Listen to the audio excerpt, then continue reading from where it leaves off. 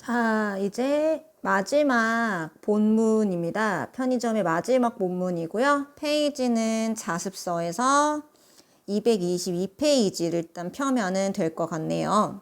자, 그러면 바로 들어가도록 하죠. 그러한 성장이. 자, 그러면 요게 이제 뭐 내신이 나온다면은 이 그러한 성장이라는 게 뭐냐라고 물어볼 수 있겠죠. 그쵸? 이 그러한 성장이 가리키는 게 뭐였어요? 편의점이 이제 굉장히 2006년에 굉장히 급속도로 확장되었고 신장되었다는 말을 한 적 있잖아요. 그쵸? 그 요인들이 쭉 설명을 했던 게 이제 이 글의 전개 방식이죠. 그래서 이러한 편의점의 성장이 계속 볼게요. 편의점 주인들의 수익 확대로 이어지는 것은 아니라고 합니다. 그러니까 편의점이 계속 성장하고 있다, 뭐 매출이 증가하고 있다라는 내용은 많지만 이게 무조건 편의점을 하면은 돈을 벌 수 있다라는 건 좀 문제가 있다는 거죠. 한때 편의점은 잘 나가는 사업 항목으로서 한 달에 300만 원 이상의 수입이 넉넉하게 보장되던 시절이 있었습니다. 그러나 계속 그러나가 나오죠. 최근에 들어서는 사정이 완전히 달라졌어요.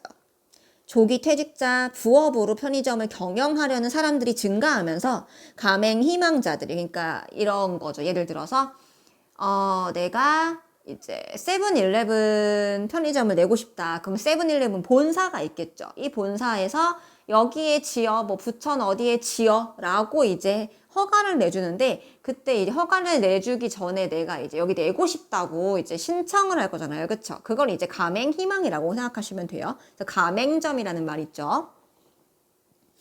자, 그래서 이제 편의점 내고 싶어라고 이제 요청한 사람들이 많았고요. 당연히 본사들을 이게 가맹점이 많으면 많을수록 이 달달이 본사에 돈을 내야 돼요. 이 이름을 갖다 쓰는 거기 때문에 달달이 이제 다달이 내야 되는데, 아무래도 본사 입장에서는 가맹점이 많으면 많을수록 좋겠죠. 예를 들어서 한 달에 가맹점이 3개가 있으면 한 달에 이 한 가맹점당 내가 10만 원씩 매출해서 이제 10만 원씩 본사에 낸다고 해볼게요.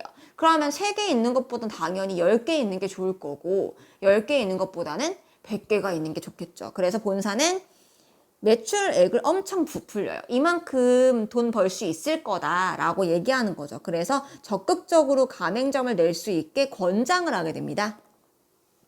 근데 그 결과 가까운 거리에 너무 많은 편의점이 생기게 됐어요. 아무래도 이제 여기저기 막 사람들이 여기 짓겠다고 해버렸으니까 편의점이 너무 가까이에 생기게 되는 거죠. 그래서 제살 깎기를 하는 실정이라는 거죠. 자, 이때 실정이 의미하는 거는 실태, 뭐 상황 이런 뜻이에요. 이게 왜냐면 실정이라는 게 잘못된 정치랑 이제 단어가 똑같은 거라, 그러니까 단어가 똑같은 게 아니죠. 한자는 다른데 소리가 똑같으니까 헷갈리면 안 돼요. 우리 어휘 문제 나올 때 주의하라는 뜻이고요. 그럼 제살깎기를 한다는 게 어떤 거예요? 예를 들어서 원래 A 아파트에 편의점이 하나가 있었어요. 그래서 이 편의점은 이 A 아파트에 있는 주민들이 모두 이 편의점을 이용했기 때문에 매출에 큰 문제가 없었던 거죠. 근데 어느 날 가맹점이 하나 들어오는 거죠. 편의점에 가맹점이. 뭐 다른 게 들어올 수도 있겠고요. 어쨌든 그게 들어오면 어떻게 돼요? 아무래도 원래 하나밖에 없던 이 편의점이 갖고 있던 만큼의 매출은 이 편의점이 유지할 수 없게 되겠죠. 빼앗긴다는 거죠. 그게 바로 제살깎기. 그래서 원래 있던 편의점도 손해를 보고 새로 들어온 편의점도 아무래도 원래 이제 사용한 사람들을 끌어오기가 힘들다면 자기가 원했던 만큼의 매출은 좀 얻기가 힘들겠죠. 그래서 제살깎기를 하고 있는 상태다. 게다가 적자를 보는 가게들도 많죠. 적지 않으니까 많은 거죠. 그래서 그러나 이제 이런 문제가 있음에도 불구하고 쉽게 그만둘 수 없는데, 그 이유가 내가 기간을 정해서 이제 이 가맹점을 희망하는 거거든요. 기간 만료 전에 계약을 해지하면 엄청난 손실금, 다른 말로 위약금이라고 하죠. 이거를 물어야 되기 때문입니다. 본사가 가맹점들과 매우 불공정한 조건으로 계약을 맺었기 때문에 울며 겨자 먹기로 장사를 계속하려는 이들이 많아져요. 억지로 한다는 거죠. 급기야 일부 점주들은 최근 계약 조건이 너무 일방적이고 불합리하다. 즉 일방적이라는 건 어떤 거예요? 서로 쌍방의 이득이 되는 게 아니라 한쪽만 이득이다 이런 뜻이겠죠. 그래서 본사에 편의대로 작성된 약관을, 그러니까 약관이라는 건 계약서 같은 거죠. 정해져 있는 계약의 내용을 바로잡기 위해서 연대 행동에 들어가게 됩니다. 시위했다는 뜻이에요.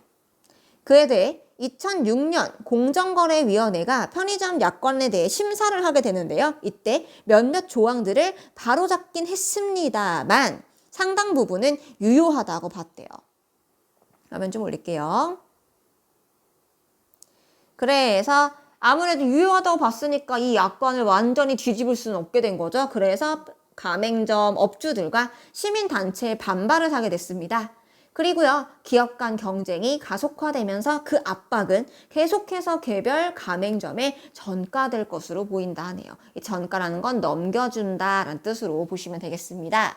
아무래도 제가 자꾸 이제 어차피 수업이니까 편하게 그 상호명을 좀 언급을 하고 있는데 CU랑 GS랑 뭐 이마트랑 그다음 미니스톱이 있고 뭐 세븐일레븐 있잖아요. 그쵸? 그럼 이렇게 있는데 아무래도 CU랑 GS가 제일 많은 걸로 알고 있어요. 그럼 이 둘은 약간 어떤 느낌이에요? 라이벌이죠.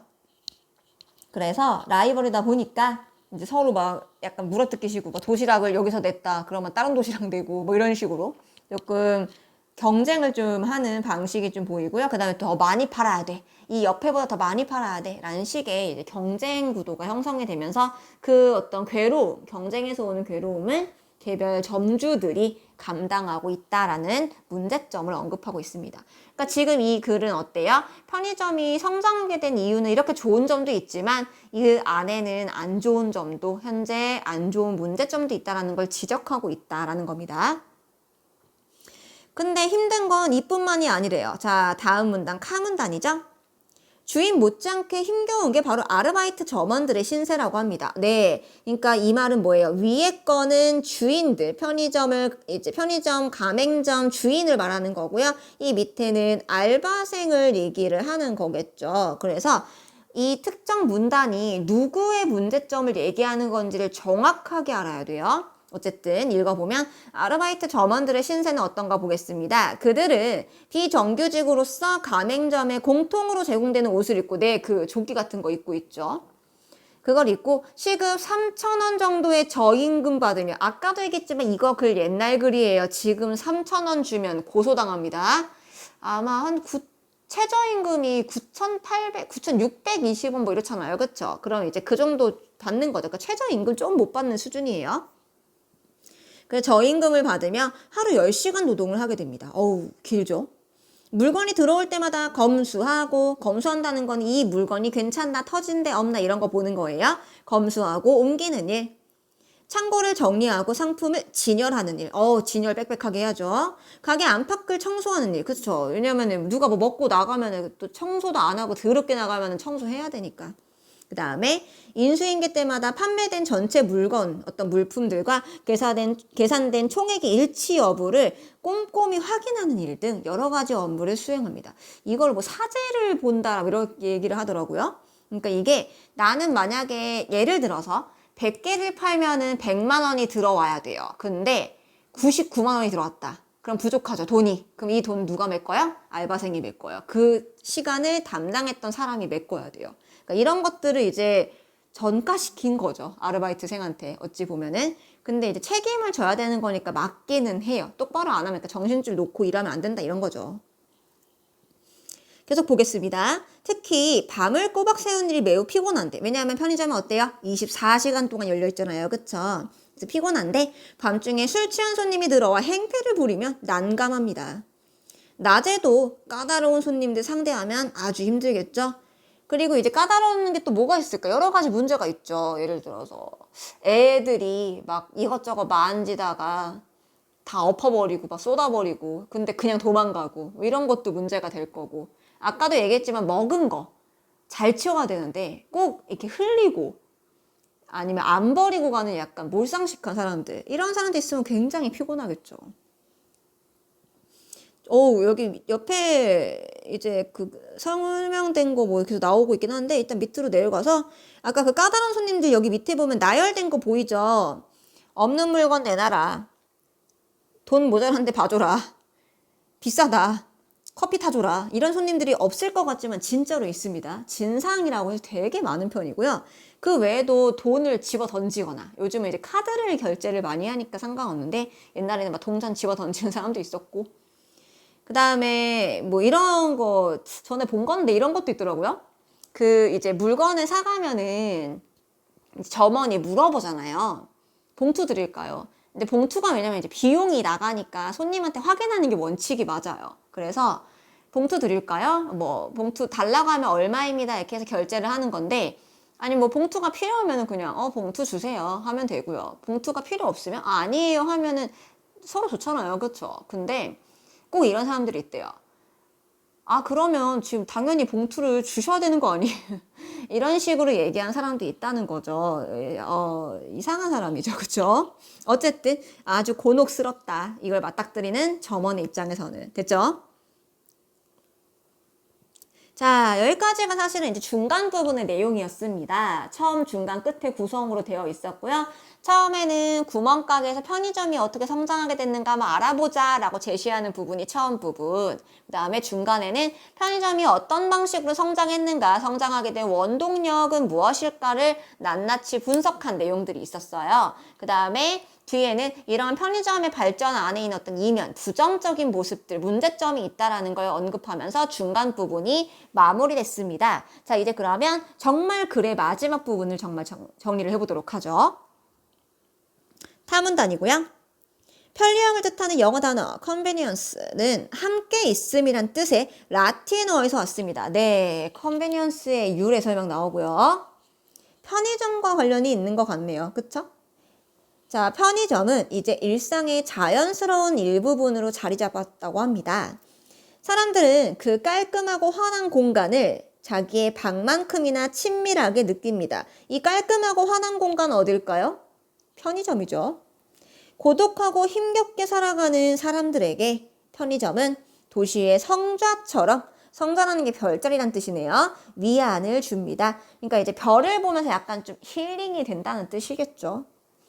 늦은 밤 온라인을 배회하다가 방황하다가 출출한 배를 채우고 싶을 때 언제나 찾아갈 수 있는 곳이 바로 편의점이다라는 거죠. 다음 페이지고요. 페이지 223페이지네요. 수많은 물품을 진열하고요. 24시간 연중 무휴로 열려있는 것이 너무 고맙다는 거죠. 이 고맙다는 거는 이제 글쓴이의 주관적인 관점이죠. 그쵸? 그러나 그곳을 드나드는 소비자들의 욕망, 그러니까 소비자들이 뭘 사고 싶어 하는지 이런 거겠죠? 이 욕망은 상당히 체계적으로 검색되고 관리됩니다. 아까 어떻게 된다고 했었죠? 소비자들이 아는 사이에 모르는 사이에 모르는 사이에 버튼이 눌리거나 카메라에 찍히거나 하는 식으로 욕망을 이제 우리는 감시당하고 있는 거죠. 그리고 계속 이어서 볼게요. 그 주인과 점원의 업무도 주어진 지침, 각본 안에서 기계적으로 영위됩니다. 이거 어려운 단어 좀 알아두세요. 일을 꾸려나감. 일상의 편리함은 거저 얻어지는 것이 아닙니다. 고객의 편리함, 편의를 위해 엄청난 불편을 감내해야 하는 이들이 있다는 거죠. 어떤 사람들일까요? 이게 편의점에서 일하시는 분들이죠. 그쵸? 막 점원이나 주인 같은 경우에 진열해야 되고 물품 검수해야 되고 진상 감당해야 되고 뭐 이런 것들이요. 구멍가게와 슈퍼마켓을 밀어내고 촘촘히 들어서는 편의점은 문명의 외롭고 고달픈 속살을 드러내고 있다고 합니다. 왜 외롭까요? 구멍가게처럼 친근한 관계를 맺지 않기 때문이겠죠. 고달픈 속살이라는 거는 손님이 고달프다고 말하기는 좀 애매할 것 같고 아마 가맹점주나 아니면 직원들 언급을 하는 걸로 보시면 될 것 같습니다. 어쨌든 우리의 습관을 알뜰하게 빚어내는 그 거대한 시스템. 이때 이 습관은 뭘 말하는 걸까요? 이 습관이 의미하는 건 요거겠죠. 이 시스템이라는 건 편의점이 성장하게 된 그 시스템인데 그 시스템이 뭐였냐면 아까 일괄 구매를 해서 유연하게 물품을 전달하는 거, 진열하는 거였잖아요. 그쵸? 그러면 우리는 어떻게 돼요? 편의점을 가면은, 집 근처에 편의점을 가면 내가 원하는 게 다 있어. 그러니까 편의점을 가야지 라는 게 습관화가 된다는 거죠. 어떤 건지 이해됐죠? 그래서 이 습관을, 편의점에 방문하게 되는 이 습관을 알뜰하게 빚어내는 이 거대한 시스템은 도시인의 미래를 어떻게 구성하고 있을까? 과연 이 편의점이라는 건 좋은 것일까? 나쁜 것일까?를 한번 생각해 보게 하는 글이었다. 입니다. 그러면 이 글은 편의점이 발전하게 된 이유와 그 다음에 그 이면에 숨겨진 문제 상황을 설명하는 글이었습니다. 정보 전달 글이었고요. 자, 본문 설명은 이제 마무리됐습니다. 밑에 문제를 풀면 여기 부분이 끝나겠네요. 고생했습니다.